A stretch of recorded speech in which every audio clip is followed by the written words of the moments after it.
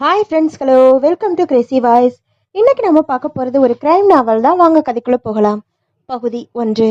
எனக்கு மனைவியாக வரப்போறவ படிச்சிருக்கணும்னு கட்டாயம் இல்லை. அவகிட்ட பண வசதி வேண்டாம், ஜாதக பொருத்தமெல்லாம் கூட பார்க்கணும்னு இல்லை. குரு நிறுத்தினாள். வேற என்னதான் வேணும் உனக்கு? அழகு. அவளை மிஞ்ச ஒரு அழகு இருக்கக்கூடாது.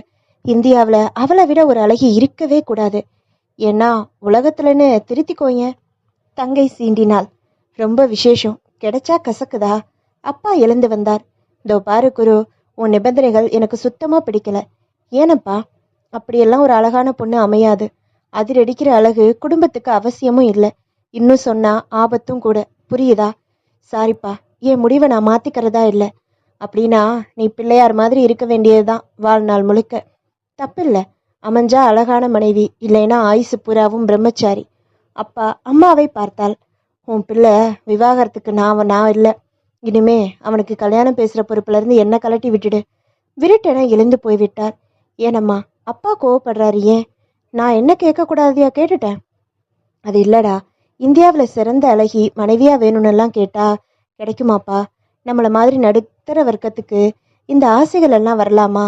அம்மா, உன் படிப்பு என்ன? எம்காம். என்ன சம்பளம்? 5000 ரூபாய். நீ ஆண் அழகனா? இல்லதாம்மா. நான் அசிங்கமா இல்லையே, கம்பீரமா தானே இருக்கேன். நிஜம்தான். அதுக்கு தக்க படிச்ச உத்தியோகம் பார்க்குற கம்பீரமான பொண்ணை தேடுவோம். ஓரளவு லட்சணமாகவும் இருந்தா போதாதா? அழகிபுரத்தி மனைவியாகி உன் சம்பளம் முழுக்க உதட்டு சாயத்துக்கு கரைஞ்சா ஆண்டியாத்தான் நிற்கணும். நீ சரிப்படுமா? குரு பேசவில்லை. யோசனை பண்ணு ராஜா. சாரிம்மா, இந்திய அழகிதான் என் மனைவியா வரணுங்கிற முடிவில் மாற்றமில்லை. எனக்கு ஆஃபீஸ்க்கு நேரமாச்சு, நான் வர்றேன். அவன் ஸ்கூட்டர் உதைப்பட்டது. அம்மா பெருமூச்சு விட்டாள். அப்பாவுக்கும் மகனுக்கும் இது காரணமா ஜென்ம பகையில முடியாம இருக்கணும். யாரு அழகி? அவளை தேடி தெரு தெருவா லோன்னு அலைய முடியுமா? அம்மா, இங்க பாரு. தங்கை கல்யாணி பத்திரிகையுடன் ஓடி வந்தாள். என்னடி? இந்த பெண் தான் மிஸ் இந்தியா. அதுக்கு என்ன வேணும்? இந்தியாவில் சிறந்த அழகின்னு தேர்ந்தெடுக்கப்பட்ட பொண்ணு இவதான். முதலில் அலட்சியமாக இருந்த அம்மா கல்யாணி அந்த பத்திரிகையை டீஃபாயின் மேல் போட்டுவிட்டு போனதும் ஒரு ஆர்வத்துடன் கையில் எடுத்தாள், பிரித்தாள். மிஸ் இந்தியா பட்டம் பெற்ற சந்தியா. புகைப்படம் வெளியாகி இருந்தது வண்ணத்தில். தலையில் கிரீடம் கட்டி மார்பின் குறுக்காக பட்டம் கட்டி ஒயிலாக நின்று கொண்டிருந்தாள். கல்யாணி வந்தாள். உனக்கே பார்க்கணும்னு ஆசை இருக்கு. அது இல்லடி, அப்படி என்ன பொல்லாத அழகு இவ. நல்லாத்தனமா இருக்கா. ஒடிசலான செழிப்பான உடம்பும் மெதமான உயரமும் வசீகரமான முகமும் அழகிதாம்மா. என்ன போட்டிருக்க அவளை பத்தி? படிக்கிறேன். கல்யாணி வாங்கி கொண்டாள் பத்திரிகையை. தேர்ந்தெடுக்கப்பட்ட சந்தியாவுக்கு வயது 24. நம்ம குருவுக்கு 28. சரிதான். இவரு கல்கத்தா பல்கலைக்கழகத்துல முதுகலை பட்டதாரி. அப்படின்னா எம்ஏமா? நம்ம குரு எம்காம். தனியார் நிறுவனத்துல பெங்களூர்ல இந்த பொண்ணு பணியாற்றா.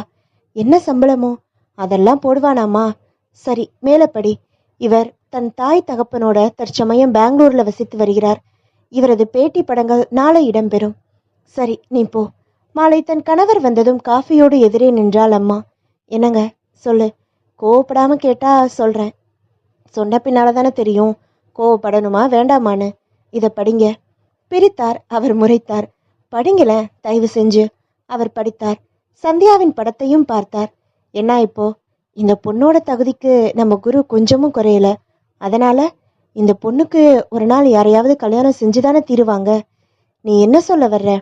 அது நம்ம குருவுக்காக ஏன் இருக்கக்கூடாது? பெங்களூருக்கு போய் இவங்க வீட்டில் போய் பேசி பார்க்க கூடாதா? விளையாடுறியா நீ? இல்லைங்க, ஒரு முயற்சி தானே. பழிக்கலைன்னா விட்டுடுறது.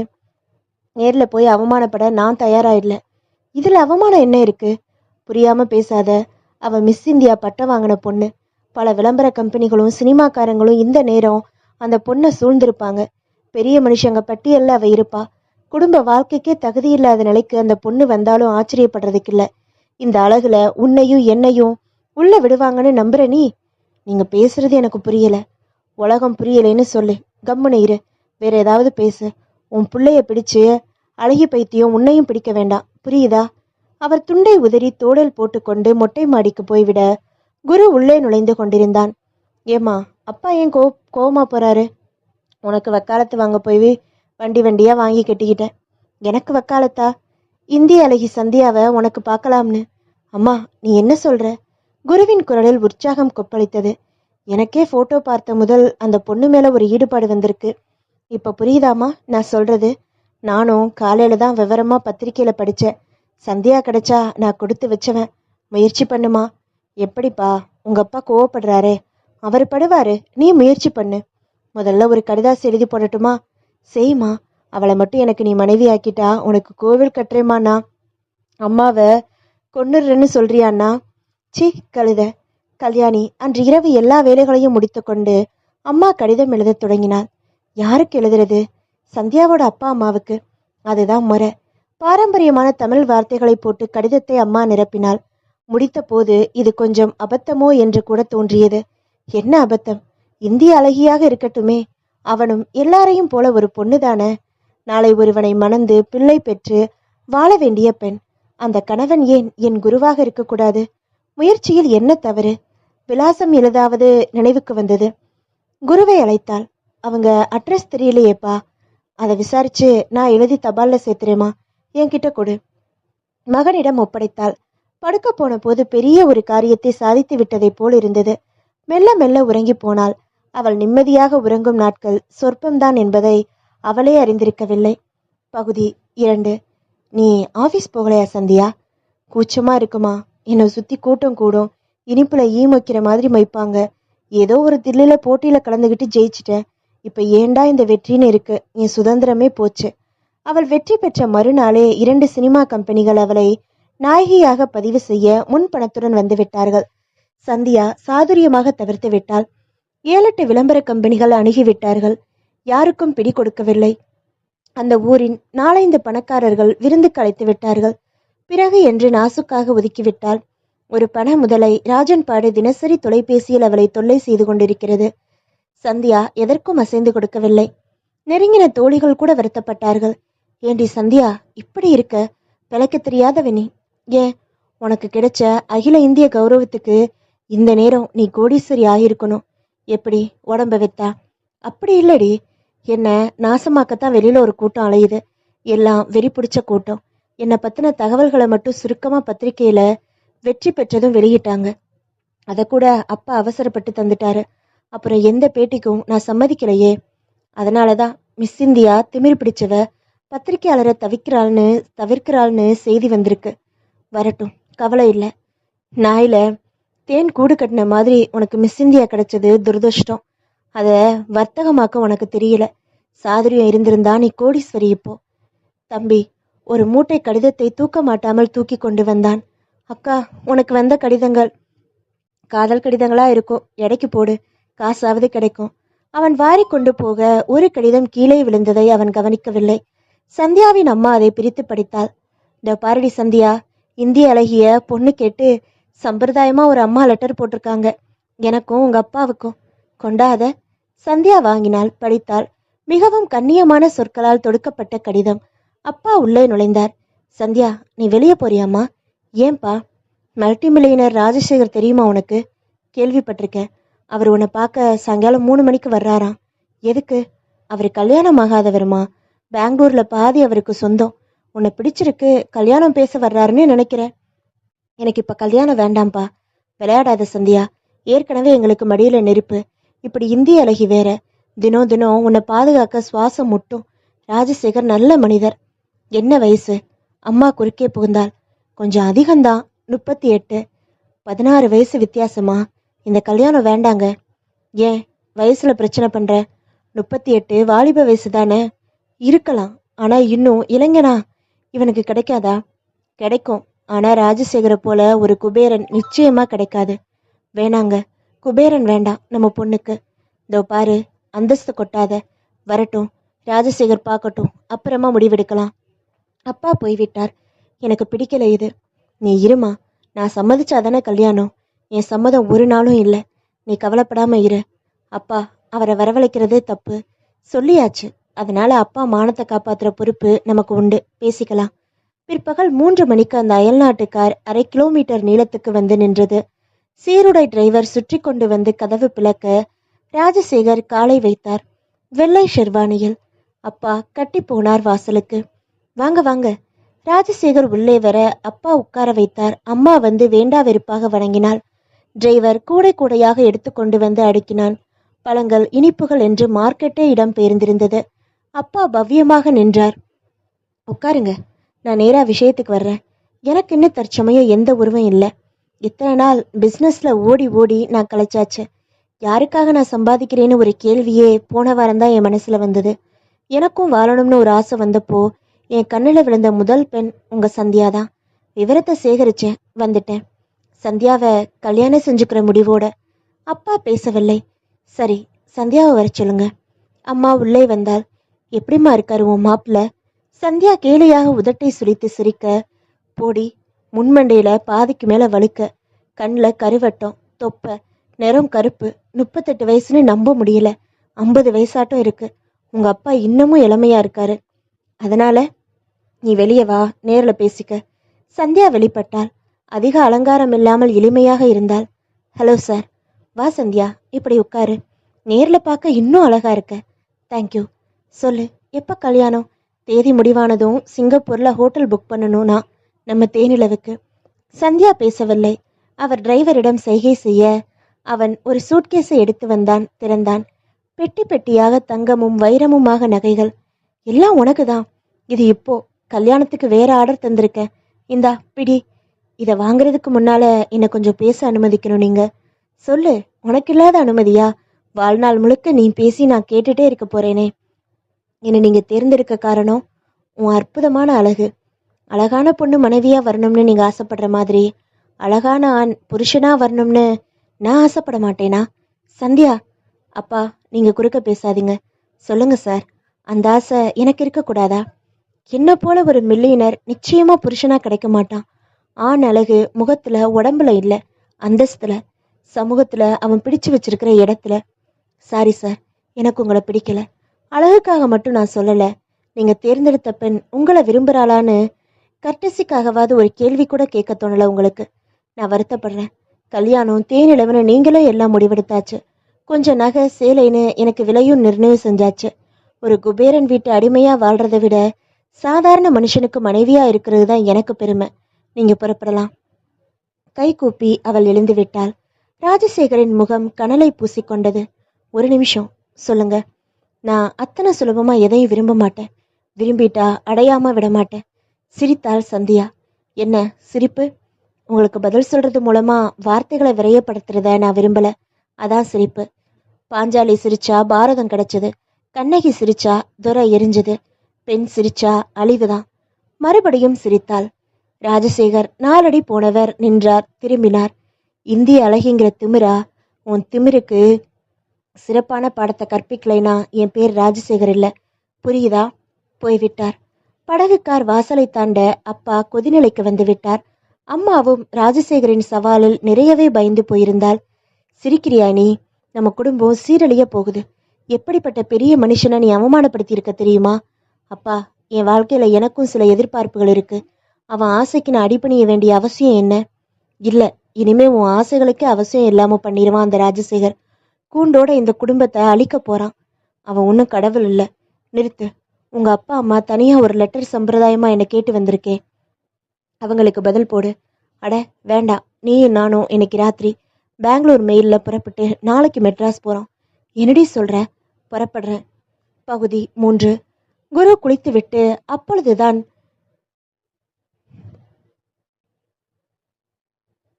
குளித்துவிட்டு அப்பொழுதுதான் வெளியே வந்திருந்தான். கல்யாணி அவன் உடைகளுக்கு பெட்டி போட்டு கொண்டிருந்தாள். அப்பா ஏதோ ஒரு அலாரம் டைம் பீஸை பழுது பார்த்து கொண்டிருந்தார். அம்மா சமையலில். வாசலில் ஆட்டோ வந்து நின்றது. சந்தியாவும் அம்மாவும் இறங்கினார்கள். நேற்று திடீரென சென்னை போகலாம் என்று சந்தியா சொன்னதும் அம்மா பதறிவிட்டாள். அப்பா கிட்ட பேசுடி. அப்பா, நான் ஒரு நிமிஷம் பேசலாமா? இனிமே நமக்கு மத்தியில எந்த விவாதமும் வேண்டாம். Stop it daddy.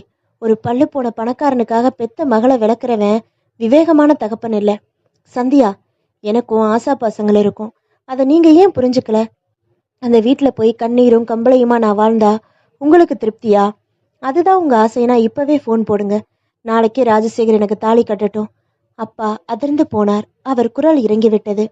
இல்லம்மா, அவன் வாழ் விட்டுட்டு போறான். பெரிய மனுஷன். நம்ம குடும்பத்தையே அழிச்சிட்டா நடக்காதுப்பா. தெய்வம் நம்ம பக்கம் இருக்கு. எனக்கு ஆயிரக்கணக்கான காதல் கடிதங்கள் வருது. ஜெயிச்ச பின்னால அதுல வித்தியாசமா ஒரு கடிதம். இது மட்டும் நம்ம கைக்கு கிடைக்க காரணம் என்ன யோகம்? ஒருவேளை இந்த குருமூர்த்தி புருஷனா வரப்போற யோகம் இருக்கலாம். இது காதல் கடிதமா இருந்தா நான் கிழிச்சிருப்பேன். என் வாழ்க்கையை திசை திருப்புற கடிதமா ஏன் இருக்கக்கூடாது? அதனால நேர்ல போய் இவங்களை சந்திச்சிட்டா அது முறை இல்லை. இப்பெல்லாம் பொண்ணை மாப்பிள்ளை இருக்கிற இடத்துக்கு கூட்டிட்டு போறது சகஜமா ஆயாச்சு. சரி, ஒரு கடிதம் தானே வந்திருக்கு, அதுல எல்லா விவரமும் இருக்கு. அப்படி என்ன அவசரம்? அவசரம்தான். எனக்கு ஒரு பாதுகாப்பு தரக்கூடியது. சீக்கிரம் வேணும். மிஸ் இந்தியாவா இருந்தா அது குறையும். நான் உடனடியா திருமதி ஆயிட்டா என் மேல உள்ள ஆர்வ அலைகள் அடங்கும். ராஜசேகர் பக்கம் யாருக்கும் என்ன நெருங்க அச்சம் தட்டும். அதான். சரிம்மா, இந்த குருவை உனக்கு பிடிக்கணுமே? ஆமா. பார்த்த பின்னால முடிவு கட்டலாமே. வாங்கப்பா. இல்லம்மா, நாளைக்கு ஆடிட்டிங் இருக்கு. நான் லீவு போட்டா மெமோ தந்துடுவாங்க. சரி, நானும் அம்மாவும் போறோம். நீயும் நானுமா? அதுல தப்பு இல்லைம்மா. என்னை எதுவுமே செலுத்துதுமா, எதுவோ செலுத்துதுமா. நீ தடுக்காத. என்னப்பா? உன் இஷ்டம்மா. இதோ ஆட்டோவில் குருமூர்த்தி வீட்டு வாசலில் வந்து இறங்கி விட்டார்கள். கதவை லேசாக தட்டினாள் சந்தியா. கல்யாணி இஸ்திரி பெட்டியை வைத்து விட்டு வந்தாள். நீங்க யாரு? மிஸ்டர் சடகோபன் வீடு. அப்பா அலாரம் டைம் பீஸிலிருந்து பார்வையை பேர்த்தெடுத்தார். கல்யாணி சட்டென உள்ளே ஓடினாள். அம்மா, என்னடி? வாசல்ல வந்து நிக்கிற பொண்ணை பார்த்தா அப்படியே மிஸ் இந்தியா மாதிரியே இருக்காமா. உனக்கு இன்னும் தூக்கம் தெரியல, முகத்தை கழுவிட்டு வா. அப்பாவின் குரல் கேட்டது. அம்மா வந்தாள் கூடத்துக்கு. அதற்குள் கல்யாணி அந்த பேப்பரை எடுத்து பார்த்துவிட்டு ஒளிந்து நின்று எட்டி பார்த்தாள். உள்ள வாங்க. யார் நீங்க? நாங்க பெங்களூர்ல இருந்து வர்றோம். இது என் மக சந்தியா. என் கணவருக்கு லீவ் இல்ல. உங்க கடிதத்தை பார்த்தோம். மிஸ் இந்தியா வாங்கின சந்தியாவா? அம்மாவின் குரல் உயர்ந்து ஒலிக்க குரு குபீரென தன் அறையில் இருந்து வெளிப்பட்டான். ஆமா, நீங்க எங்க வீட்டுக்கு. அவங்கள உட்கார வைமா முதல்ல. குரு பாய்ந்து நாற்காலிகளை சரிப்படுத்தினான். அப்பாவே கொஞ்சம் அதிர்ச்சிக்கு ஆளாயிருந்தார். கல்யாணி, காஃபி கொண்டு வா. இருங்க, நாங்க பல் தேய்க்கல, நேரா ரயில்ல இறங்கி இங்க தான் வர்றோம். குரு சந்தியாவை அள்ளி பருகி கொண்டிருந்தான். அவனால் அதிர்ச்சியில் சுவாசிக்க முடியவில்லை. இந்தியா அழகி, என் வீட்டை தேடிப்பா. எதற்கு? பல் தேய்ச்சு குளிக்கலாம் வாங்க.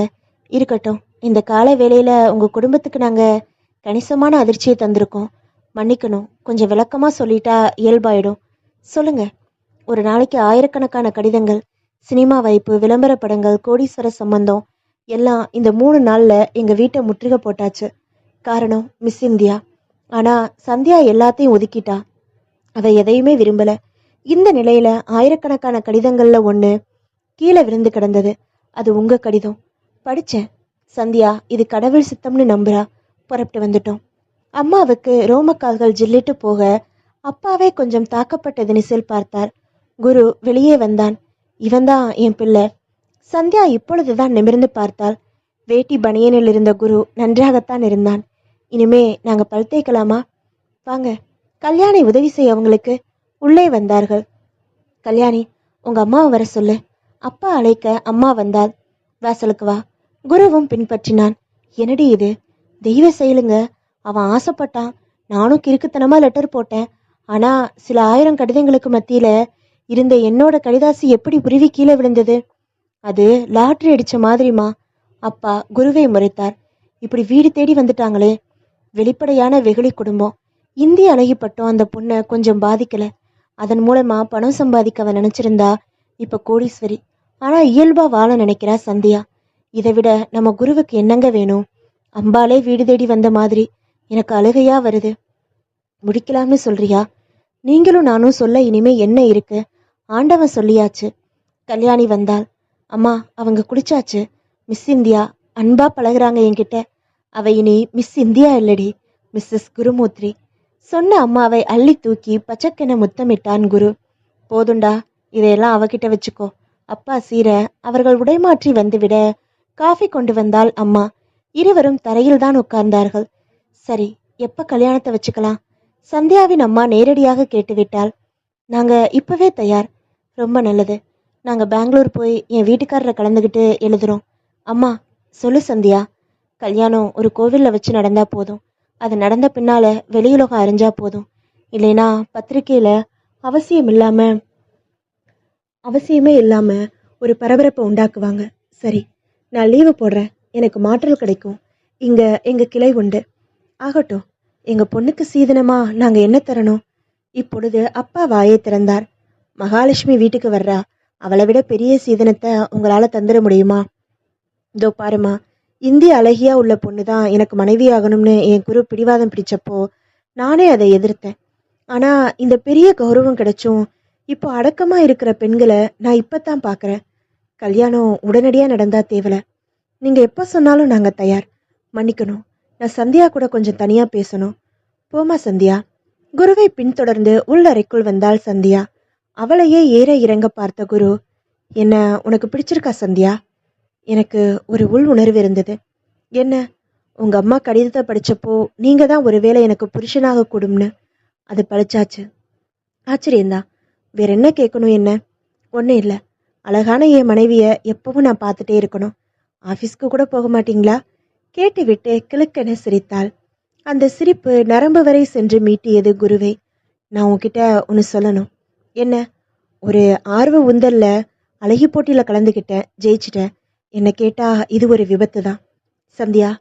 அந்த வெற்றி ஒரு பீதியை கொடுக்குற அளவுக்கு பெரிய ஒரு முற்றுகை என்னை சுத்தி அது இப்பவும் தொடருது. நான் தன்னம்பிக்கையானவள் தான், ஆனா அடிப்படையில பெண். அதனால நானா இருக்கணும். எந்த புதிய கௌரவமும் என்னை மூழ்கடிக்க கூடாது. அதனால தான் கல்யாணத்துக்கு அவசரப்படுறேன். அப்படியா? கல்யாணம் முடிஞ்சிட்டா நம்ம குடும்பம் வாழ்க்கைன்னு திசை திரும்பிடும். எனக்கும் ஒரு பாதுகாப்பு வளையம் கிடைச்சிடும். கேட்டா? அவன் ஜோக் அடித்ததும் கிழக்கென உறக்க சிரித்தால் திரும்பவும். அது அவன் இதயத்தின் மையத்தில் வந்து மோத ஒரு மாதிரி பீதி வசப்பட்டான். லேசாக வியர்த்தது. ஏன் என்னவோ போல இருக்கீங்க? ஓ, ஒன்றும் இல்லை. வெளியில போலாமா? இருவரும் வெளிப்பட்டார்கள். பேசியாச்சா? சந்தியா நாணத்துடன் தலை கவிழ்ந்தாள். சரி, டிஃபன் சாப்பிடலாம். கல்யாணி, கொண்டு வா எல்லாத்தையும். உனக்கு பொங்கல் பிடிக்குமா சந்தியா? எல்லாம் பிடிக்கும். நானும் கல்யாணி கூட சேர்ந்து பரிமாறட்டுமா? வேண்டாமா? தப்பில்ல. இந்த வீட்டு மருமகளா வரப்போறவனா, செஞ்சா தப்பில்ல. சேலையை இழுத்து சொருகி கொண்டு சமையல் கட்டுக்குள் கல்யாணியுடன் நுழைந்தாள். பிற்பகல் 3 மணிக்கு புறப்பட்டார்கள். 4 மணிக்கு லால்பாக் எக்ஸ்பிரஸ். குரு, அப்பா, அம்மா எல்லாம் ரயிலுக்கு வந்தார்கள். தேதி உடனே முடிவு பண்ணி டெலிஃபோன்ல சொல்லிடுங்க. கல்யாணம் மெட்ராஸ்ல நடக்கும். ஆமா, அப்படித்தான் நடக்கும். குரு ஏதோ ஒரு ஜோக் சொன்னான் உற்சாகமாக. மறுபடியும் அந்த சில்லறை குலுங்கியதை போன்ற சிரிப்பை சந்தியா சிந்த குருவால் தாங்க முடியவில்லை. காரணம் புரியவில்லை. இங்கு வந்த பின் 3வது சிரிப்பு இது. அந்த சிரிப்பு உற்சாகத்தை தரவில்லை, மாறாக ஒரு பீதியை ஏன் உண்டாக்குகிறது? நடுங்குகிறது உடம்பே. இது என் பிரம்மையா? ஒரு சிரிப்புக்கு மனிதனை நடுங்க வைக்கும் சக்தி உண்டா? இவன் இனி சிரிக்கக்கூடாது. இவள் இனி சிரிக்கக்கூடாது. சிரித்தால் நான் செத்தேன். ரயில் நகரத் தொடங்கியது. பிளாட்பாரத்தில் வந்தவர்கள் புள்ளியாக. எங்கே? மெட்ராஸ் வரைக்கும். பழக்கப்பட்ட குரலாக இருக்க அம்மாவும் சந்தியாவும் நிமிர்ந்தார்கள். ராஜசேகர். பகுதி 4. ராஜசேகரை இருவருமே அங்கே எதிர்பார்க்கவில்லை.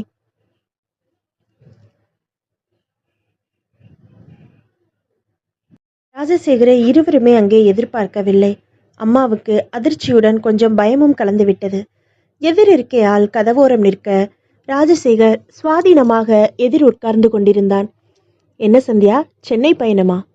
சந்தியா முதலில் பேச வேண்டாம் என்றுதான் நினைத்தாள். இவனுக்கு நான் ஏன் பயப்படணும்? இவனால என்ன செஞ்சிட முடியும்? ஆமா சார், பெங்களூர் போன பின்னாதான் தேதி குறிக்கணுமாக்கும். எதுக்கு? என்ன சந்தியா நீ? உன் கல்யாண சங்கதி எனக்கு தெரியாதுன்னு நீ நினைச்சா அதுக்கு நான் என்ன செய்ய முடியும்? அம்மா இன்னும் அதிர்ந்து போனாள். குருமூர்த்தி நல்ல பையன்தான். உன் செலெக்ஷன் சோட போகல. ஏன்னா கொஞ்சம் பயந்த சுபாவம். அதுவும் நல்லதுக்கு தான். சந்தியாவை இப்பொழுது மிரண்டு போனாள். நாங்க போய் பேசி முடிவெடுத்த விவரம் இவனுக்கு எப்படி அதுக்குள்ள தெரிய வந்தது? எனக்கு எப்படி தெரியும்னு பாக்குறியா? அதான் ராஜசேகர், நான் தொழிலதிபர் மட்டும் இல்ல, மந்திரவாதி. எல்லாமே சொல்லுவேன். குருமூர்த்தி குடும்பம் பத்தி உனக்கு தெரியாத தகவல்களை எல்லாம் நான் சொல்லணுமா? இருவரும் பேசவில்லை. ராஜசேகர் ஒரு நிமிஷம் யாரோ அழைக்க எழுந்து போனான். என்னடி சந்தியா இது? அதாமா எனக்கும் புரியல. உங்க அப்பா சொன்ன மாதிரி இவன் அபாயகரமான ஆசாமிதான். இத்தனை ரகசியமா? இன்னும் உங்க அப்பாமே முழு விவரமும் தெரியாம இருக்கும்போது இவனுக்கு எப்படி தெரிஞ்சது? கல்யாணத்தை நடக்க விடாம செய்வானா? நான் நினைச்சதை அடையாம விட்டதில்ல. அன்னைக்கு ஒடித்த சவால் இன்னும் காதுகளில் மிச்சம் இருந்தது. ராஜசேகர் வந்துவிட அம்மா பேச்சை நிறுத்தினார். எங்கம்மா கல்யாணம்? மெட்ராஸ்ல வச்சுக்க சொன்னாரே சடகோபன். அம்மா பேசவில்லை. இது முகூர்த்த மாசம், சத்திரம் கிடைக்கிறது கஷ்டம். உங்களுக்கு அந்த அவசியம் இல்லையே. கோவில்ல வச்சு தானே கல்யாணம்.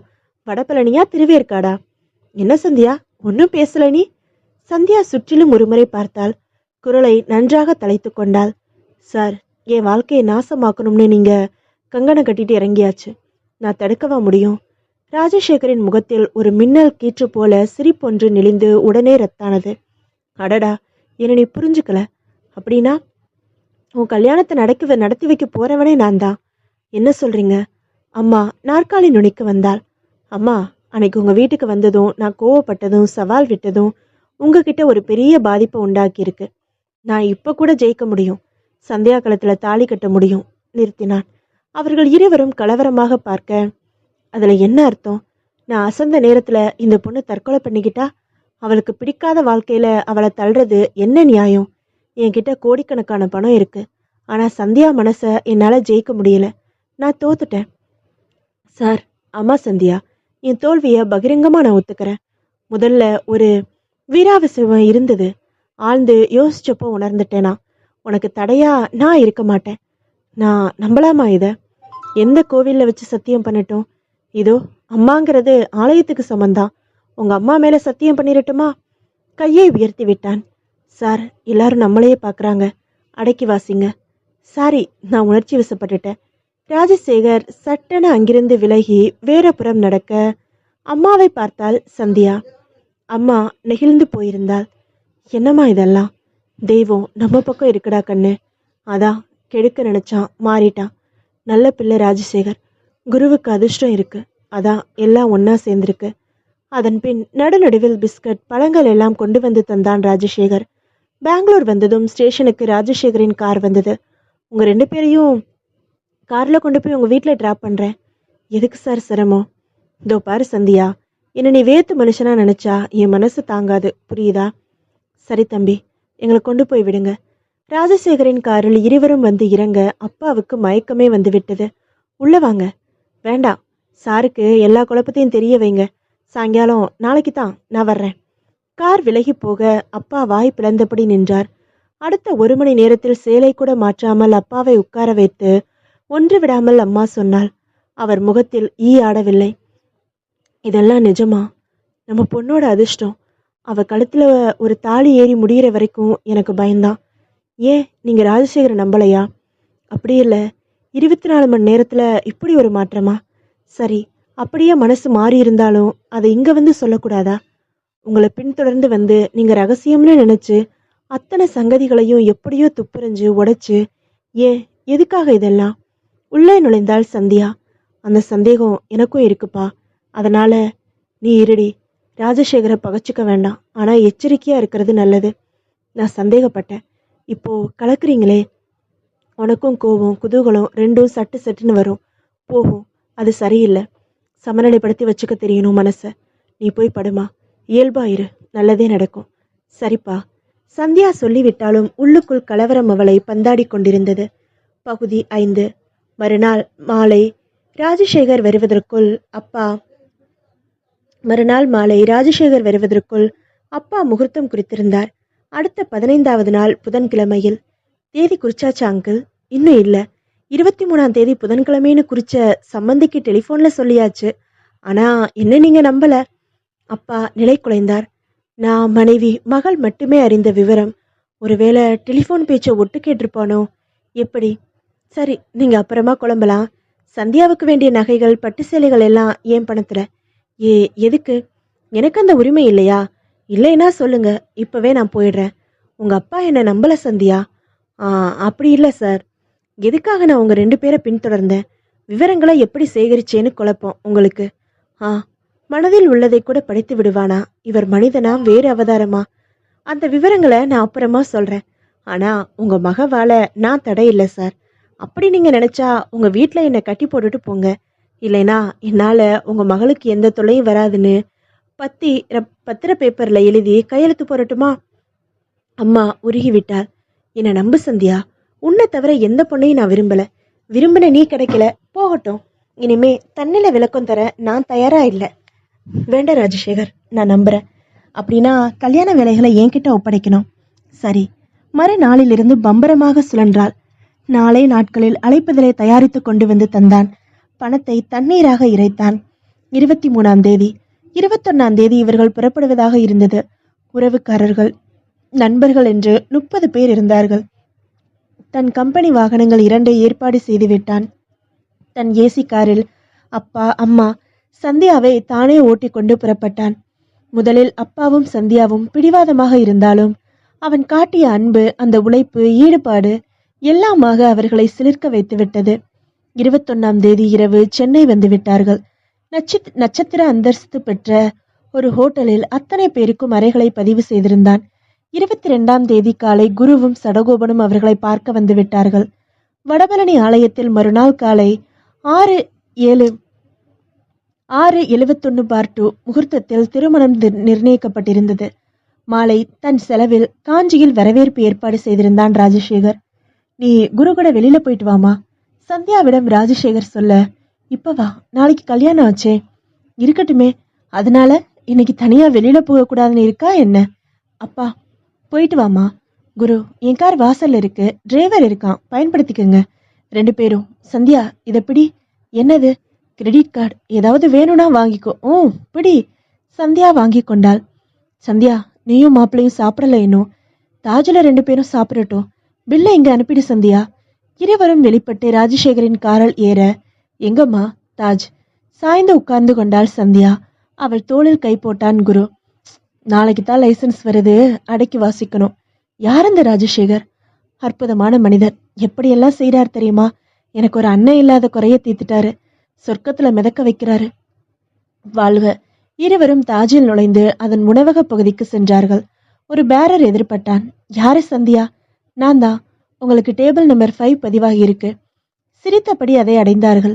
மெல்லிய இருட்டில் லேவண்டர் மனம் கமல கரன்சிகளின் முடமுடப்போடு அவர்களை காதலிக்க கொண்டிருந்தது அந்த இடம். எதிரும் புதிருமாக உட்கார்ந்தார்கள். பேரர் வந்தான். என்ன சாப்பிடலாம் குரு? இனிமே எல்லாம் நீதான், நீ சொல்லு சந்தியா. பேரர் மெனு கார்டை தந்தான். முதல்ல மஷ்ரூம் சூப். நீ என்ன சொன்னாலும் பிடிக்கும் சந்தியா. அவளையே பார்த்து கொண்டிருந்தான் குரு. இளம் சூடான நீர், எலும்பிச்சை பழம், துவாலை எல்லாம் வந்தது. கை கழுவ அந்த தண்ணீரை தன் பக்கம் நகர்த்தி கொண்ட குரு அதில் பார்வை பதிக்க அது செக்க செவேல் என்று இருந்தது.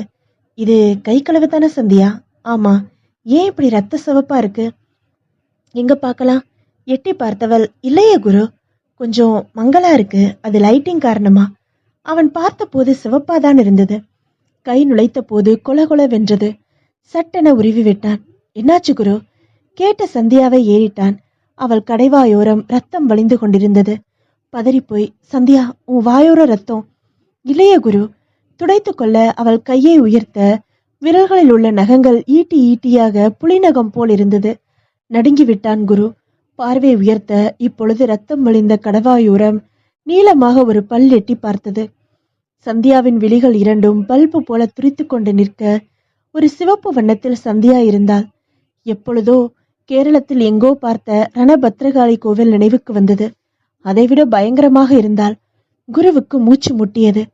சட்டென எழுந்து விட்டான். குரு, ஏன் எழுந்துட்டீங்க? அந்த குரல் ஆண் குரல் போல கட்டையாக வெளிப்பட குருவுக்கு வேர்க்க தொடங்கியது உடம்பு முழுக்க.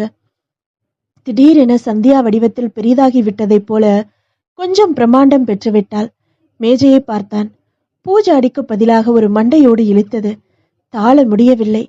சரேலென அந்த இடத்தை விட்டு வெளிப்பட்டு அது ஓட்டமா நடையா என்று புரியாத தினிசில் அடித்து பிடித்து கதவுக்கு வந்து விட்டான். கண்ணாடி கதவு திறந்து வெளிப்பட தூரத்தில் ரிசப்ஷன் தெரிந்தது. ஓட்டமாக அங்கு வந்தவன் வாசலில் இறங்கி ஆட்டோவை அழைத்தான். அருகில் வந்து நிற்க தன் வீட்டு விலாசம் சொன்னான். குளித்துவிட்டு வந்ததைப் போல உடம்பு முழுக்க வேர்வை பெருகி ஓடிக்கொண்டிருந்தது. இதய துடிப்பு தம் தம் என்று எட்டி ட்ராக் ஸ்டூடியோ வேகத்தில் துடித்து கொண்டிருக்க ஏறத்தாழ மயக்கத்தை அணுகி கொண்டிருந்தான். வீட்டு வாசலுக்கு எப்பொழுது ஆட்டோ வந்தது என்று தெரியாது. சார், இதான் நீங்க சொன்ன விலாசம். பார்த்தான். அவன் வீட்டை கடந்து ஆட்டோ நின்றது. மீட்டரை கட் பண்ணி பணம் கொடுத்துவிட்டு தள்ளாடி நடந்தான். வீட்டுக்குள் நுழைந்தான். அப்பாவின் குரல் இறைச்சலாக கேட்டுக்கொண்டிருந்தது. இது மாதிரி மனுஷங்களை பார்க்க முடியாது. என்ன ஒரு மரியாதை. அந்த ராஜசேகர் இவங்களுக்கு கிடைச்சது பூர்வ ஜென்ம புண்ணியம். தன்னோட காரையும் கொடுத்து நம்ம குருவையும் சந்தியாவையும் அனுப்பியிருக்காரு ஊர் சுத்த. ஓசை கேட்டு இருவரும் திரும்ப தொப்பென்று கூடத்தில் வந்து விழுந்தான் குரு. தம்பி, என்னடா ஏன்டா இப்படி வந்து விழுந்த? ஐயோ, ஏன்னா இப்படி வேர்க்குது இவனுக்கு? அம்மா அலற, கல்யாணி ஓடி வர, அப்பா தண்ணீர் எடுத்து வந்து தெளித்தார். நீ மட்டுமா வந்த? சந்தியா எங்க? அவன் காதில் விழுந்ததாகவே தெரியவில்லை. என்னங்க இருக்கும்? அம்மா கலவரப்பட, இருடி அவன் தெளியட்டும் கேட்கலாம். அவன் உட்கார வைத்து ஃபேனை போட்டு ஜன்னல்களை திறந்து 15 நிமிடங்களில் குரு தெளிந்து விட்டான். பேந்த பேந்த விழித்தான். என்னடா ஆச்சு? நம்ம வீட்டில தான் இருக்க. உன்னோட வந்த சந்தியா எங்கப்பா? அது அது பேய், பிசாசு, ரணப்பத்திரகாளி மாதிரி வாயில சிங்கப்பல் முளைச்சு நகை எல்லாம் புலி நகம். குரு, என்ன உளர்ற? அவன் ஒன்றும் பேசாமல் அம்மாவை பார்த்தான். அப்படியே மயங்கி விழுந்தான். அம்மாவும் கல்யாணியும் அழத் தொடங்கினார்கள். பகுதி 6. அரை மணி நேரத்தில் டாக்டர் வந்து விட்டார். வீட்டுக்கே பரிசோதித்தார். ரத்த அழுத்தம் எக்கச்சக்கமா ஏறி இருக்கு. இதய துடிப்பும் சீரா இல்ல. அட்மிட் பண்ணிருங்க. டாக்டர், நாளைக்கு அவனுக்கு கல்யாணம். So what? உடம்பெருத்தான் தானே உயிருக்கு அர்த்தம். முதல்ல அவர் அட்மிட் ஆகட்டும், மிச்சத்தை அப்புறம் யோசனை பண்ணுங்க சீக்கிரம். அரை மணி நேரத்தில் அந்த தனியார் மருத்துவமனையில் குரு அனுமதிக்கப்பட்டான். ட்ரிப்ஸ் ஏற்றப்பட்டது. சீரான சுவாசத்துக்கு ஆக்சிஜன் சிலிண்டர் பொருத்தப்பட அம்மா தொடர்ந்து அழுதாள். கண்ணு பட்டுச்சா? இருடி, அவங்களுக்கு முதல்ல தெரியப்படுத்தணும். நீங்க நேர்ல போயிடுங்க. அப்பா புறப்பட்டு அவர்கள் தங்கியிருந்த ஹோட்டலுக்கு வந்து விட்டார். வாங்க சார். ராஜசேகர் வரவேற்றார். சந்தியா வந்துட்டாளா? சந்தியா, உன் மாமனார் வந்திருக்காரு, வாமா. சந்தியா வெளியே வந்தாள். வாங்க மாமா. என்னமா நடந்தது போன இடத்துல? டிஃபன் சாப்பிட ரெஸ்டாரண்ட் போனோம். கை கழுவுற நீரை பார்த்து சிவப்பா இருக்குன்னு சொன்னாரு. அப்புறம் ஒண்ணுமே பேசல. திடீர்னு ஓட்டமா எழுந்து வெளியே போயிட்டாரு. நான் காரணம் கேட்டு பின்னால வர்றதுக்குள்ள ஆட்டோல ஏறிட்டாரு. நான் திரும்பிட்டேன். என்கிட்ட நீ சொல்லவே இல்லையே சந்தியா? ராஜசேகர் சொல்ல, இப்ப குரு நர்சிங் ஹோம்ல அனுமதிக்கப்பட்டிருக்கான். என்னது? பதட்டத்துடன் அத்தனை பேரும் கூவ, எதுக்கு? இங்க பேசிட்டு நேரம் கடத்த வேண்டாம், கார்ல போயிடலாம். எந்த nursing home? Sakthivel polyclinic. அட, டாக்டர் சுந்தரவதனம் எனக்கு தெரிஞ்சவர் தான். வாங்க இப்பவே போகலாம். காரில் போகும்போது யாரும் பேசிக்கொள்ளவில்லை. நர்சிங் ஹோம் வந்ததும் டாக்டரின் அறைக்குள் எல்லோரும் நுழைய, ஹலோ ராஜசேகர். குருமூர்த்தி என் தம்பி மாதிரி. என்ன அவருக்கு? ஏதோ ஒரு பெரிய அதிர்ச்சி தாக்கி இருக்கு. இதயமும் பலவீனமா இருக்கு. நினைவு போய் போய் வருது. டாக்டர், உயிருக்கு ஆபத்து இல்ல. நினைவு வரும்போது பேய், பிசாசு, ரணப்பத்திரகாலின்னு 3 வார்த்தைகளை சொல்றாரு. எதையோ பார்த்து பயந்திருக்காரா டாக்டர்? நிச்சயம். சாதாரண பயம் இல்ல, மரண பயம். அவர் உட்கார்ந்து பேசக்கூடிய நிலை வந்தா அதை போக்கலாம். நாளைக்கு கல்யாணம் டாக்டர். தள்ளி போடுங்க. இல்ல டாக்டர், காலையில அந்த பொண்ணு குளத்துல அவன் தாலி கட்டணும். நீங்க தான் பொறுப்பு. ராஜசேகர் டாக்டரை விடவில்லை. சரி, பார்க்கலாம். நர்ஸ் வந்து அழைக்க டாக்டர் போனார். கார்ல போற வரைக்கும் சரியா இருந்தானே. ஹோட்டல்ல நுழையிற வரைக்கும் சரியா இருந்தாரு. கை கழுவுற நீரை பார்த்து ரத்தம்னாரு. உன் கடவாய் வாயில ரத்தம் ஒழுகுதுன்னு சொன்னாரு. அப்புறம் எழுந்து ஓடிட்டாரு. டாக்டர் வந்தார். நினைவு திரும்பி இருக்கு, வர்றீங்களா? சந்தியா அவசரப்பட, சந்தியா நீ இரு, கடைசியில வரலாம், மத்தவங்களாம் வாங்க. ராஜசேகர் நடக்க பின்தொடர்ந்தார்கள். விழித்தபடி படுத்திருந்தான் குரு. ராஜசேகர் அருகில் வந்து மிக மெல்லிய குரலில், என்ன தெரியுதா குரு? ராஜசேகர், சார் வாங்க. சந்தியாவின் அப்பா வந்து நின்றார். தெரியுது. சந்தியாவோட அப்பா தொடர்ந்து ஒவ்வொருவராக சொல்லிக்கொண்டே வந்தான். ஆர் யூ ஆல்ரைட் குரு? சந்தியா உங்களை பார்க்க தெம்பில்லாம வெளியில நிக்கிறா, வர சொல்லட்டுமா? சரி. சந்தியா உள்ளே வந்தாள். வா சந்தியா, இப்படி வந்து உட்காரு. கட்டிலில் உட்கார்ந்தாள் சந்தியா. அவன் கைகளை மெல்ல எடுத்து தன் கைகளுக்குள் பொத்தி வைத்துக் கொண்டாள். என்னாச்சு குரு? தெரியல சந்தியா. இப்ப சரியா இருக்கீங்களா? நாளைக்கு நமக்கு கல்யாணம் குரு. தெரியும். நர்ஸ் வந்தாள். சரி, எல்லாரும் வெளியில இருங்க, டாக்டர் பார்க்கணும், அவரை தூங்க விடுங்க. டாக்டர் வந்தார், பரிசோதித்தார். குட். நினைவு வந்து நிறைய பேசிட்டீங்க. நாளைக்கு கல்யாண மனையில உட்கார தெம்பு இருக்கா? இருக்கு டாக்டர். கலக்கிட்டீங்க, ரெஸ்ட் எடுங்க. டாக்டர், சொல்லுங்க. என் கூட யாராவது ஒருத்தர் இருக்கட்டுமே. சந்தியாவை வர சொல்லட்டுமா? ரொம்ப சந்தோஷம் டாக்டர். டாக்டர் வெளியே வந்தார். சந்தியா, அவர் பக்கத்துல நீங்க இருக்கணும்னு விரும்புறாரு, போங்க. சந்தியா மற்றவர்களை பார்த்தாள். போமா, மெதுவா அவன் பயத்துக்கான காரணத்தை தெரிஞ்சுக்க பாரு. சந்தியா உள்ளே வந்தாள். விழித்தான் குரு. அருகில் வந்து உட்கார்ந்தாள் சந்தியா. நர்ஸ் கதவை சாத்தி கொண்டு வெளியேறினாள். சந்தியா, நான் பாத்ரூம் போகணும், வாங்க. பிடித்து கொண்டு நடந்தான். உள்ள வரட்டுமா? வேண்டாம், நான் பார்த்துப்பேன். கதவை சாத்தி கொண்டான். சிறுநீர் கழித்தான். கால் கழுவலாம் என்று குழாயை திறந்தான். ரத்தம் கொட்டத் தொடங்கியது. அவன் விழிகள் தெரித்து விடுவதைப் போல ஆகி கொஞ்சம் மோட்டமாக வெளிப்பட்டு, சந்தியா பாத்ரூம் குழாயில ரத்தம். வார்த்தைகளை முடிக்காமல் கட்டிலை பார்த்தான். ஒரு முழு எலும்புக்கூடு அதில் படுத்து கிடந்தது. பகுதி 7. பாத்ரூமிலிருந்து வெளிப்பட்ட அவன் திடீரென கட்டிலை பார்த்து ஒரு பெரும் கூச்சல் போட சந்தியா நடுங்கி போனாள். ஜன்னல் ஓரம் சாலையை வேடிக்கை பார்த்தபடி நின்றிருந்த அவள் அவனது மரண ஓலம் கேட்டு நடுங்கி போய் மணியடித்தாள். விழப்போன அவனை ஓடிப்போய் தாங்கிக் கொண்டாள். நர்ஸ் பதட்டமாக உள்ளே நுழைய குருமூர்த்தியின் கடைவாயோரம் ரத்தம் ஒழுக ஆரம்பித்தது. நர்ஸ் வெளியே ஓடினாள். அந்த நிமிடத்தின் முடிவில் டாக்டர் வந்துவிட்டார். பார்த்தவர் பதறி, சீக்கிரம் தியேட்டருக்கு கொண்டு போங்க. வார்டு பாய்கள் பிடிக்க குரு ஆபரேஷன் தியேட்டருக்கு எடுத்து செல்லப்பட்டான். சந்தியா கிளி எடுத்து போய் உட்கார்ந்தே விட்டாள். எல்லோரும் உள்ளே வந்தார்கள். என்னமா நடந்தது? பாத்ரூம் போறேன்னு சொன்னாரு. நான் கூட வரட்டுமான்னு கேட்டேன், மறுத்துட்டாரு. பாத்ரூம்ல இருந்து வெளிப்பட்டதும் அலறினாரு. வாயோரோ ரத்தம் ஒழுக தொடங்கினது. அப்பதான் குருவின் அப்பா அம்மாவை தனியாக அழைத்தார். என்ன? அவன் பேய் பிசாசு ரணபத்திரகாளின்னு ஏதோ உளர்றான். போன நிமிஷம் வரைக்கும் சரியா இருந்தான். இவ உள்ள போனதும் என்னவோ ஆயிருக்கு. என்ன பேசுறீங்க நீங்க? நிஜம்தான் பேசுறேன். இந்த பொண்ணு அவனுக்கு கல்யாணம் செஞ்சு வச்சா அவன் எம வாயில போய் விழ வேண்டியதுதான். அப்படி சொல்லாதீங்க. பெண் பாவம் பொல்லாதது. நம்ம பிள்ளை என்னடி பாவம் செஞ்சா? இவளை பேசின முதல் அவன் வாழ்க்கை சரியா இல்ல. யாருக்கும் இங்க நிம்மதியும் இல்ல. அந்த ராஜசேகர் நம்ம கிட்ட தான் வர்றாரு. வரட்டும். எனக்கு சந்தேகமா இருக்கு. என்ன சந்தேகம்? அவ மிஸ் இந்தியா. அவளை சுத்தி கோடீஸ்வர கூட்டம் இத்தனையும் இருந்தும் நம்ம வீட்டை தேடி வருவானே. குருவை விட்டா வேற மாப்பிள்ளையே இல்லையா என்ன? என் லெட்டர் சுத்த கம்பக்டி. எனக்கு பிடிக்கல. நம்ம பிள்ளை நல்லபடியா வாழணும்னா இந்த பொண்ணு அவன் வாழ்க்கையில வரக்கூடாது. சார் திரும்பினார். சாரி, என்ன பிரச்சனை? மன்னிக்கணும். இந்த கல்யாணம் நடக்க வேண்டாம். சரி, தள்ளி போடலாம். குரு பூரணமா குணமான பின்னால நடத்தினா போச்சு. வேண்டாம், நடத்தவே வேண்டாம். சாரி, இப்படி சொன்னா எப்படி? ராஜசேகரின் குரல் உயர சந்தியாவும் அவள் பெற்றோர்களும் வந்துவிட்டார்கள். என்ன ராஜசேகர்? ஓ, ஒன்னும் இல்ல. நீ போ சந்தியா. ஏன் அந்த பொண்ணை அனுப்புறீங்க? அவதான் முக்கியமா தெரிஞ்சுக்கணும். இந்த கல்யாணம் நடக்க கூடாது. அதான் ஏன்? சந்தியாவை பார்த்தா குரு பயப்படுறான்.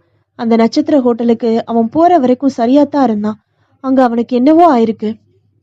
அதான் எனக்கும் புரியல மாமா. நிச்சயம் உனக்கு தெரியாம இருக்காது. கூட போனவன் நீதானே? மாமா சாரிமா. அந்த உறவுக்கு இனி அவசியமே இல்லை. இப்ப நினைவு தெளிஞ்சது நல்லா.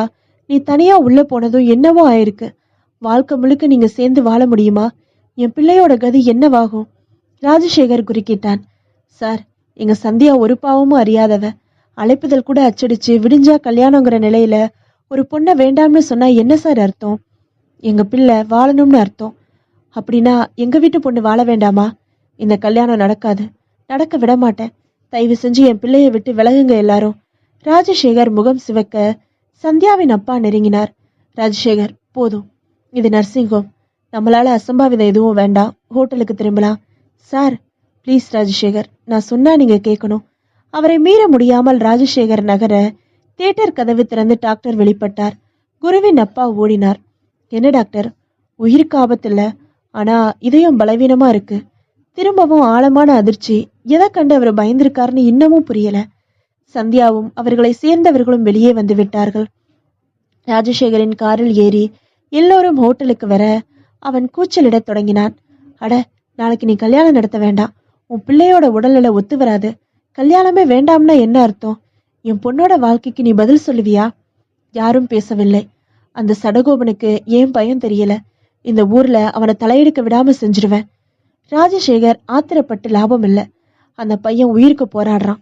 அவங்க நிலைமையில இருந்தா நாமளும் அப்படித்தான் இருப்போம். சரி சார், அவனுக்கு என்ன ஆனதோ அதுக்கு நம்ம பொண்ணா பொறுப்பு?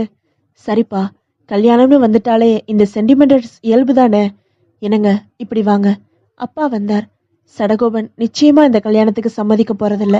அதனால குறிச்ச முகூர்த்தத்துல நம்ம பொண்ணு கல்யாணம் நடக்கலைன்னா தலதூக்க முடியுமா? சொந்தக்காரங்க நண்பர்கள் எல்லாரையும் கூட்டிட்டு வந்திருக்கோம். இவ சாதாரண பொண்ணு இல்ல, மிஸ் இந்தியா லேடி. செய்தி வெளியில பரவிட்டா நாக்க புடுங்கிட்டு சாகணும். சரி, என்ன செய்யணுங்கிற? கோவப்படாதீங்க, சொல்லு. ராஜசேகருக்கு அந்த சந்தியாவை கட்டி வச்சா விளையாடுறியா? இல்லைங்க, அந்த பொண்ணு வாழணும்னு நம்மளை விட அதிகமா போராடுறவன் ராஜசேகர். அவனை தவிர அவளோட மானத்தை யாரால காப்பாற்ற முடியும்? ஒரு கோடீஸ்வர கேவலம் அன்புக்கு கட்டுப்பட்டு எத்தனை பாடுபடுறான். அவனை விட ஒரு மாப்பிள்ளையா குருமூர்த்தியால கூட இருக்க முடியாதுங்க. சந்தியா வர சொல்லு. சந்தியா, அப்பா உன்னை கூப்பிடுறாரு. என்னப்பா? பால்கனிக்கு அவளை அழைத்து கொண்டு வந்தார்கள். நானும் யோசிச்சு எங்க மனசுல பட்டதை நாங்க சொல்றேம்மா, நீ ஆவேசப்படக்கூடாது. சொல்லுங்கப்பா. அம்மா மலமளவென ஒப்பிக்க தொடங்கினாள். முடித்தாள். சந்தியா பேசவில்லை. சாரிம்மா, உன்னை புண்படுத்துற நோக்கம் பெத்தவங்களுக்கு ஒரு நாளும் இருக்காது. நீ விரும்புறவனை விட உன்னை விரும்புறவன் ஒசத்தின்னு ஒரு வாக்கியம் உண்டு. அந்த வகையில ராஜசேகர் உன்னை விரும்பினவன். நீ விரும்பலைன்னு ஆனப்போ மாத்திக்கிட்டான் தன்னை. நீ மிஸ் இந்தியா. உன்னை பத்தி தப்பான செய்திகள் பரவலாமா? சொல்லுமா. சந்தியா நிமிர்ந்து அவரை பார்த்தாள். ராஜசேகர் சம்மதிப்பாரா? கேட்டுடலாம், கூப்பிடு. ராஜசேகர் அழைக்கப்பட்டான். அப்பா விவரத்தை சொல்ல அவன் கண்கள் சிவந்து விட்டது. இதை விட மோசமா என்ன நீங்க அவமானப்படுத்த முடியாது சார். என்னப்பா சொல்ற? நான் இதுக்கா இத்தனை பாடுபடுறேன்? அந்த குருமூர்த்தி கையால சந்தியா தாலி கட்டிக்கல. நான் சும்மா இல்ல சார். வேண்டாம் ராஜசேகர். சவால் இல்ல, வாழ்க்கை. என் பொண்ணு ராசி இல்லாதவள்னு அங்க முத்திர விழுந்தாச்சு.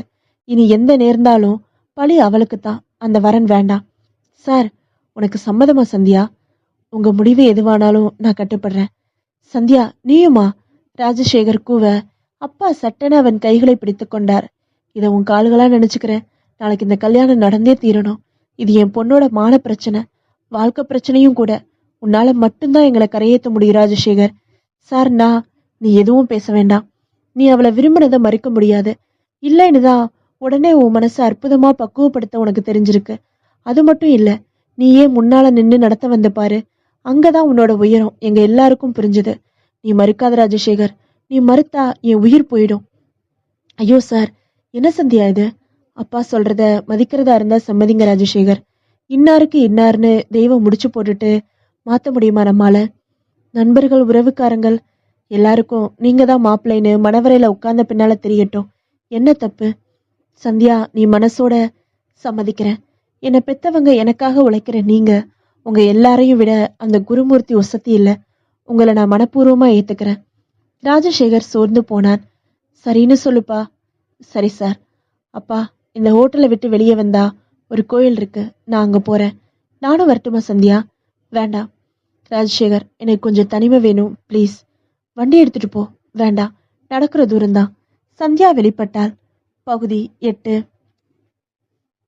நேரம் இரவு 8:30. சடகோபன் டாக்டரின் அறையில் இருந்தார். இப்ப எப்படி இருக்கு டாக்டர்? சீரா இருக்கு. இதய துடிப்பு. நினைவு திரும்பினதும் பேச முயற்சி பண்ணுங்க. எதை கண்டு பயப்படுறான் டாக்டர்? அவன் தெரியல. முழுக்க குணமானதும் ஒரு மனோதத்துவ டாக்டர் கிட்ட தான் கூட்டிட்டு போகணும். எங்க அந்த பொண்ணு சந்தியா? போயிட்டாங்க ஹோட்டலுக்கு. பாவம், விடிஞ்சா கல்யாணம். அந்த குடும்பத்தோட மனநிலை எப்படி இருக்கும்? இனி அவ கூட இவனுக்கு கல்யாணமே இல்லை டாக்டர். ராசி இல்லை அந்த பொண்ணுக்கு. முடிவா நான் சொல்லிட்டேன். ஐயோ, என் பிள்ளை வாழணும்னு நான் ஆசைப்பட மாட்டேனா? நர்ஸ் வந்தாள். டாக்டர், அவருக்கு நினைவு திரும்பி இருக்கு, உங்களை பார்க்கணும்னு சொல்றாரு. வாங்க சடகோபன். அம்மாவும் பின்தொடர மூவரும் உள்ளே நுழைந்தார்கள். சந்தியா எங்க? ஹோட்டலுக்கு போயிட்டா, வருவா. நான் உட்கார முடியுமா டாக்டர்? உட்காருங்க. தலகாணி வைத்து சாய்ந்து உட்கார வைக்கப்பட்டான். நான் சந்தியாவை பார்க்கணும். வரவழைக்கிறோம். என்கிட்ட சொல்லுப்பா தம்பி. ஹோட்டலில் நடந்ததை சந்தியா இருந்த பொழுது அந்த அறையில் நடந்ததை தெளிவாக சொன்னான். அப்பா அம்மா மிரண்டு போனார்கள். அப்படின்னா சந்தியாவை பேய் பிடிச்சிருக்கா? குழப்பமா இருக்குப்பா. Leave it. சொல்லிட்டீங்கல்ல, மனசு லேசாக இருக்கும். படுங்க. நாளைக்கு கல்யாணம், அதை ஒத்தி வச்சிடலாம். ஆனா சந்தியாதான் என் மனைவி, அதுல மாற்றமே இல்லப்பா. குரு. டாக்டர் சடகோபனின் தோளில் அழுத்த அவர் மௌனமானார். எல்லாரும் வெளியில வாங்க, அவர் ஓய்வெடுக்கணும். சரி டாக்டர், சொல்லுங்க. இந்த பேய் பிசாசு சங்கதி சுத்த ஹம்பக். ஆனா என் பிள்ளை பொய் சொல்ல மாட்டான். அப்படி நான் சொல்லல. என்னவோ நடக்குது, நம்மால கண்டுபிடிக்க முடியல. ஆனா படிச்சவங்க பேய் பிசாசுன்னு நம்ப மாட்டாங்க. தன் அறைக்கு வந்தார். தொலைபேசி அழைத்தது. அப்படியா? வாழ்த்துக்கள். நினைச்சதை சாதிச்சிட்டீங்க. போட்ட பாதை பக்காவா அமைஞ்சு போச்சா? இனிமே பயணம்தான், தொடரட்டும். இனிமையா? திரும்பவும் வாழ்த்துக்கள். ரிசீவரை வைத்தார். நீங்க 2 பேரும் வீட்டுக்கு போங்க, நர்ஸ் பார்த்துப்பா. சரி டாக்டர். அவர்கள் கிளம்பினார்கள். வாசலை தாண்டும் போது அந்த நர்ஸ் எதிர்பட்டாள். முகம் பார்த்த ஜாடையில் இருந்தது. சட்டென யாரென்று நினைவுக்கு வரவில்லை. பகுதி 9. இரவு 9:30. விளக்கு பூஜை எப்ப முடியும்? அப்பா கேட்டார். ராத்திரி 10:30க்கு. விடிஞ்சா கல்யாணம். சந்தியா ஏன் கோவில்ல போய் உட்கார்ந்துருக்கா? நான் போய் கூட்டிட்டு வரட்டுமா சார்? வேண்டாம் ராஜசேகர், அவ வந்துருவா. ராஜசேகருக்கு உறக்கம் கண்களை அளித்த தனக்கென ஒதுக்கப்பட்ட அறைக்குள் சென்று கதவை சாத்தி கொண்டாள். விளக்கை அணைத்து அறையை இருட்டாக்கினான். படுத்துவிட்டான். சற்று நேரத்தில் மின் விசிறி நின்றது. புழுக்கத்தில் வேர்த்து வடிய எழுந்து உட்கார்ந்தான். நேரம் பார்க்க திரும்ப கதவோரம் வெள்ளையாக ஒரு வெளிச்சம் தெரிந்தது. யாரது? அவன் கேட்ட நிமிடத்தில் ஒரு சிரிப்பு சத்தம் உண்டியலை குலுக்கியது போல கேட்டது. அது சிலீர் என்று நரம்பு முனைகளை விசாரித்தது. எழுந்து உட்கார அந்த மசமசப்பான வெள்ளை ஒன்று சேர்ந்து வடிவம் பெற்றது. கை கால் முளைத்து பெண் ஆனது. வெள்ளை சேலையுடன் கூந்தல் பறக்க அந்த பெண் இவளை நோக்கி மிதந்து வரத் தொடங்கினாள். ராஜசேகருக்கு வியர்த்தது. நோ நோ, கிட்ட வராத. மீண்டும் அந்த சிரிப்பு சத்தம். ராஜசேகர், உன்னை பழி கொடுக்கத்தான் நான் வந்திருக்கேன். வாங்காம போக மாட்டேன் உன் உயிரை. இல்ல இல்ல. நாளைக்கு உனக்கும் சந்தியாவுக்கும் கல்யாணமா? உன் முகத்தை பார்த்தா அந்த பொண்ணு கழுத்தை நீட்டுவாளா? ஏன் ஏன்? உன் முகத்தை கண்ணாடியில பாரு. போ. ராஜசேகர் ஒரு மாதிரி பதட்டத்துடன் இருந்தான். பாத்ரூமுக்குள் நுழைந்தான். அங்கே கண்ணாடி இருந்தது. அதில் முகம் பார்க்க அலறிவிட்டான்.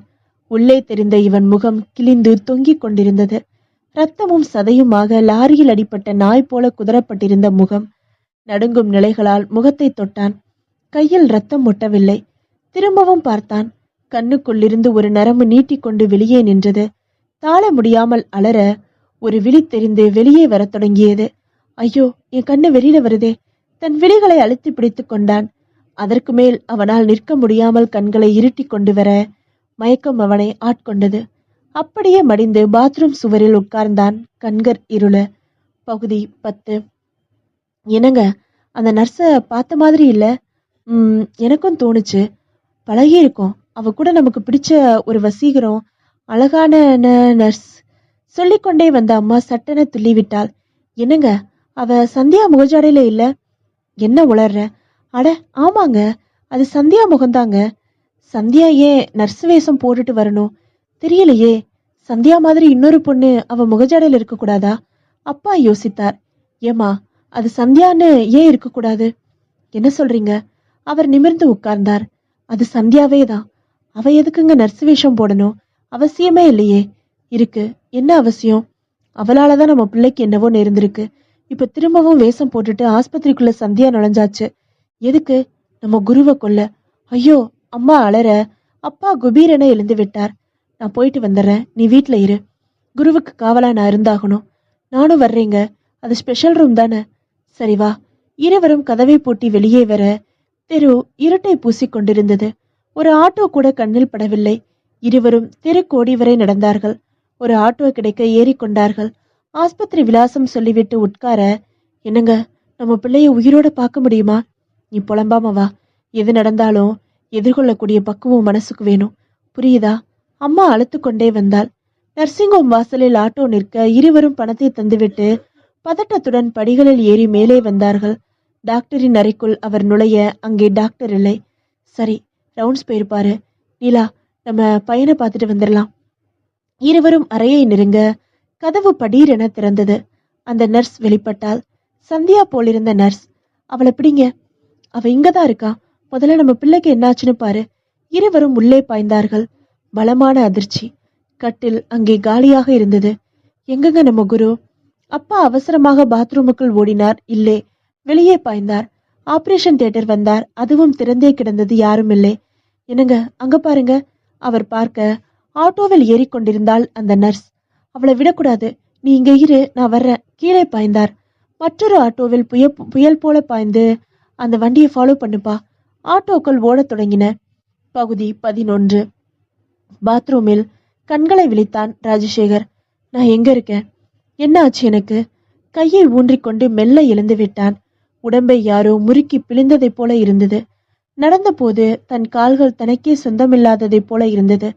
கண்ணாடியில் முகம் பார்த்த தைரியமில்லை. திரும்பவும் இரத்தமும் சதையுமாக என் முகம். வெளியே வந்தான். நேரம் நள்ளிரவு. அந்த அறையின் இருட்டு கண்களுக்கு பழகட்டும் என்று நின்றான். கட்டிலை அவன் நெருங்க ஒரு உருவம் படுத்து கிடப்பது தெரிந்தது. திரும்பவும் கிளி தொடங்கிவிட்டது. யாரது? நாக்கு தத்தளித்தது. பதிலே இல்லை. இன்னும் நெருங்கினான். இப்பொழுது கட்டிலை சுற்றி ஒரு மாதிரி ஊதா நிற வெளிச்சம் பளீரென படிய அந்த இடம் மட்டும் மாரியம்மன் கோவில் தீமிதி விழாப்பகுதி போல தகதகத்தது. அது பெண் உருவம். யார் நீ? கலகலவென சிரிப்பு சத்தம் மட்டும். ஆனால் உருவம் எழுந்திருக்கவில்லை. யார் நீ? இன்னும் அருகில் நெருங்கினான். அவள் மல்லாந்து கிடந்தாள். பார்வையை போட்டான். ஓ, என்ன ஒரு கோரம்! உடைகளை, உடம்பின் சதை பாகங்களை தாண்டி உள் உறுப்புகள் தெரிந்தன. இதயம் சிவப்பாக துடிக்க, அங்கங்கே தாறுமாறாக இரத்த குழாய்களின் போக்குவரத்து, சிறுநீரகம், குடலின் பாதை என்று சுதசுதப்பாக அத்தனையும் அப்பட்டமாக தெரிய அங்கு நிற்க முடியவில்லை. அவசரமாக தன் கால்களை பெயர்த்து எடுத்தபடி ஓடத் துவங்கினான் ராஜசேகர். கதவில் முட்டி மோதி வெளியே வந்தான். சந்தியாவின் அப்பா அம்மா இருந்த அறைக்கதவை நெருங்கி மூச்சிறைக்க அதில் சாய்ந்து அப்படியே அது பிளக்க மயங்கி உள்ளே விழுந்தான். எத்தனை நேரம் மயக்கத்தில் இருந்தானோ தெரியவில்லை. கண் விழித்த போது எதிரே ஹலோ என்றாள் சந்தியா. மிரண்டான். விடிகிற நேரம், நமக்கு கல்யாணம், கோயிலுக்கு போக வேண்டாமா? நமக்கா கல்யாணம்? ஆமா. வேண்டாம், அது நடக்கக்கூடாது. என்னை மன்னிச்சிடு. நான் செஞ்ச பாவம் என்னை தாக்க தொடங்கியாச்சு. என்ன சொல்றீங்க? எல்லாரும் வாங்க, விவரமா சொல்றேன். அப்பா அம்மா அனைவரும் வர அவர்களின் முகங்களை உற்று நோக்க தொடங்கினான் ராஜசேகர். ஆரம்பித்தான். பகுதி 12. சந்தியாவை அடைஞ்சே தீரணும்னு நான் செஞ்ச சதிகள் கொஞ்சமில்லை. சவால் விட்டுட்டு போனப்போ உங்க வீட்டு மைக்ரோ ரிசீவரை பதிச்சுட்டு போனேன். அது மூலமா நீங்க பேசின சகலமும் ஒட்டு கேட்டேன். குருமூர்த்தியை நீங்க தீர்மானிக்க போற விவரம் தெரிஞ்சுதான் உங்களுக்கு முன்னால மெட்ராஸ் வந்தேன். முதல் நாள் குருமூர்த்தி காது வலின்னு ஒரு டாக்டரை பார்க்க போயிருந்தான். பஞ்சோட ஒரு எலக்ட்ரானிக் சிப் அப்பவே பொருத்தப்பட்டாச்சு அவனுக்கு. அதுதான் சந்தியாவோட சிரிப்பை பல மடங்கா எதிரொலிக்க வச்சு நரம்பு மண்டலத்தை தாக்கியிருக்கு. இங்க வந்த பின்னால 2 பேரையும் குறிப்பிட்ட ஹோட்டலுக்கு அனுப்பின அன்னைக்கு சில விளையாட்டுகள் நடந்தது. ஹாலஜன் பல்பு மூலமா சில விஞ்ஞான விபரீதங்களை செய்ய சொல்லி ஏற்பாடு பண்ணியிருந்தேன். குரு கண்ணுக்கு ஒரு மாதிரி கொல்லிவாய் பிசாசு போல சந்தியா தெரிகிற மாதிரி அல்ட்ரா வயலட் அற்புதங்கள். அப்புறமா ஆஸ்பத்திரி குழாயில ரத்தமா வந்தது. அனலின் டைப் படுக்கையில எலும்புக்கூடு, காமா கதிர்வீச்சு. நான் நினைச்சது நடந்தது. சந்தியா எனக்குன்னு அவளோட அப்பாவே முடிவு செஞ்சாரு. ஆனா இந்த ராத்திரியில மோசமான பல காட்சிகள் என்ன உலுக்கிருக்கு. எப்படி? சந்தியா திரித்தாள். நான் கோயிலுக்கு போகல, விளக்கு பூஜையும் பண்ணல. நீங்க ஏற்பாடு பண்ண அந்த விஞ்ஞான விபரீதத்தை கண்டுபிடிச்சிட்டேன். உங்களுக்கு எதிராக இன்னும் தீவிரமா திருப்பி விட்டேன். ஒரு மாதிரி ஸ்கேனிங் முறையில கொஞ்சம் முன்னால உடம்போட உள் பாகங்களை பார்த்தீங்களா? அதுக்கு பேரு எக்ஸ்ரோ கோட். அப்பா அயர்ந்தார். நீங்களும் வாங்க குரு. திரைமறையில் இருந்து குரு வெளிப்பட்டான். நர்ஸ் வேஷத்துல போய் குருவை கூட்டிட்டு வந்தேன். அங்க இருக்கிற டாக்டர் ராஜசேகருக்கு ஆரம்பம் முதலே உடந்த. குருவோட அப்பா வந்து விட்டார். நீ இங்க இருக்கியா? ராஜசேகர் கை கூப்பினான். சந்தியாவின் அருகில் வந்தான். என்னை மன்னிச்சிடு சந்தியா. நிஜமாவே இப்ப நான் உணர்ந்துட்டேன். என் பணத்தால எதையும் சாதிச்சிடலாம்னு நம்பினேன். நீ அழகி மட்டும் இல்ல, அறிவான பொண்ணும் கூட. நல்லா யோசனை பண்ணி பதட்டப்படாம முள்ளால எடுத்துட்ட. உன்னை நான் வணங்குறேன். நானே உங்க 2 பேர் கல்யாணத்தை நடத்துறேன். புறப்படுங்க, நேரம் ஆச்சு. இன்னும் 1 மணி நேரத்துல முகூர்த்தம். குரு சந்தியாவின் அருகில் வந்து அவள் கைகளை பிடித்து கொண்டான். நான் அதிர்ஷ்டக்காரன். சந்தியா தனக்கு மிஸ் இந்தியாவை வாங்கி தந்த அந்த அழகான சிரிப்பை மறுபடியும் சிந்தினாள். முற்றும். இதோட இந்த நாவல் முடியுது. அடுத்து ஒரு வீடியோல இன்னொரு புது நாவல் பார்க்கலாம். பாய்.